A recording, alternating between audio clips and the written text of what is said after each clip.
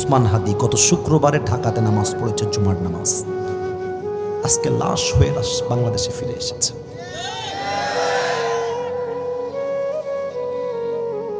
সে কখনো ভেবেছিল জুমার নামাজ পড়ে যখন বের হয়ে যে আজকে আমি জুমার নামাজ পড়ে বের হলাম, আগামী জুমার দিনে আমার লাশ বাংলাদেশে আসবে? ভাবে নাই।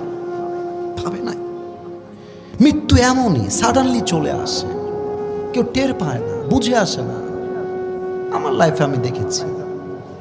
হ্যাঁ ভাই কেমন আছেন? আরে আসিফ ভাই বড় হয়ে গেছেন, ফেমাস হয়ে গেছেন, চিনতে পারেন না এখন ভাই। আরে না রে ভাই, আপনাকে আমি ভালোবাসি।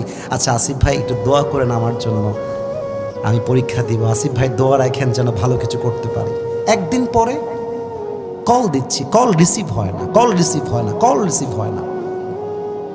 পরে ফেসবুকে পোস্ট দেখলাম, সে আর দুনিয়াতে নাই, শেষ। আমার আত্মাটা কেঁপে উঠছে। আরে কালকেই তো কথা বললাম, হি ওয়াজ ফাইন, হি ওয়াজ ওকে, সব ঠিকঠাক ছিল, তো কি হয়ে গেল? মৃত্যুটা এমনই হয়ে যায়, এমনই। হাদি জানতো না যে হাদি এই পৃথিবীতে শহীদ হয়ে যাবে, কিন্তু হাদির রক্ত বাংলার যুবকরা ইনশাআল্লাহ বৃথা যেতে দেবে না।